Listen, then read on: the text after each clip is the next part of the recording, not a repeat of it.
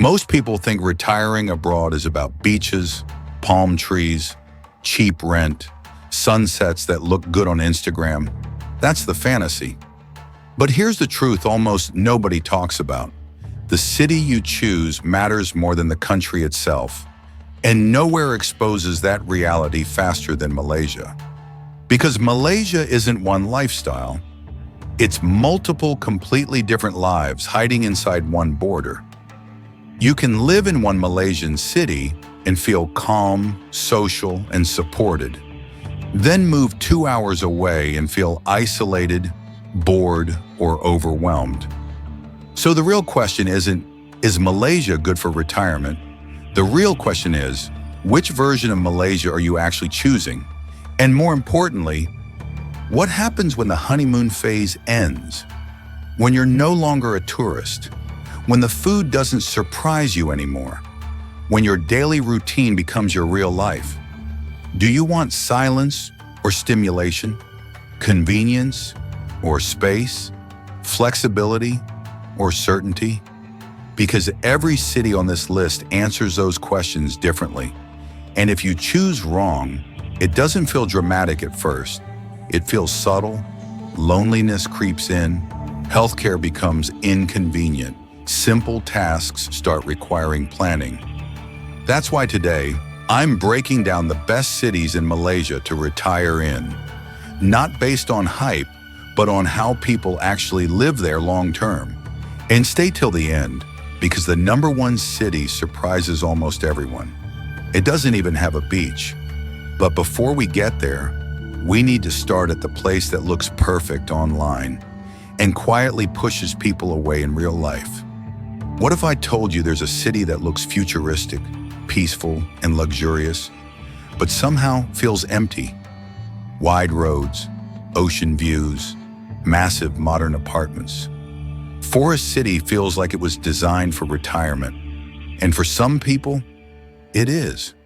You wake up to sea air, no noise, no crowds, no chaos. If you love privacy, staying home, reading, walking quietly, and keeping to yourself, this place can feel incredibly calm. But here's what no brochure tells you. Life doesn't happen around you here.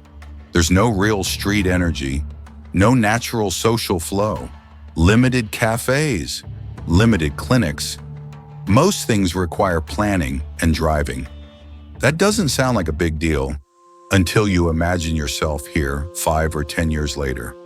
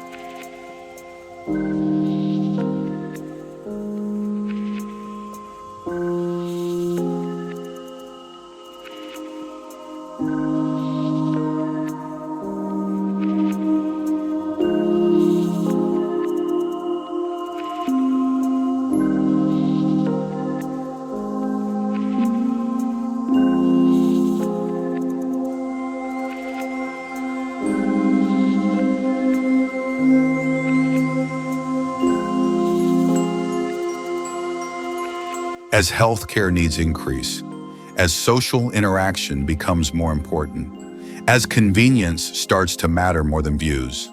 For many retirees, Forest City slowly starts to feel too quiet. Yes, Eco-Botanic and Johor Bahru are only about 20 minutes away. Yes, there's almost no traffic. But the real question isn't, can I drive? It's, do I want my entire life to depend on driving? Forest City works best for a very specific type of person, and for everyone else, it becomes a temporary chapter. So if this is the quietest extreme, what happens when we move to a city that was planned to be calm, but connected? What if a city was designed to feel stress-free from day one? Cyberjaya doesn't grow naturally. It was planned. Wide roads, greenery everywhere, large homes, open space. Driving here is easy. Traffic is light. Your nervous system relaxes almost immediately. Right next door is Putrajaya, Malaysia's administrative capital, with lakes, mosques, and scenic evening walks that feel almost cinematic. And the international airport is close, which is a huge plus if you travel often. Life here is comfortable, but here's the trade-off. Nothing just happens. Social life doesn't bump into you. You don't stumble into conversations. You don't accidentally find your favorite cafe. If you want connection, you have to intentionally create it. Cyberjaya is perfect if you want peace, you enjoy big homes, you like calm routines and scenic drives. But if you rely on organic energy and spontaneous interaction, it can feel quiet, almost too quiet. So the real question becomes, do you want a city that entertains you, or one that waits for you to decide what happens next?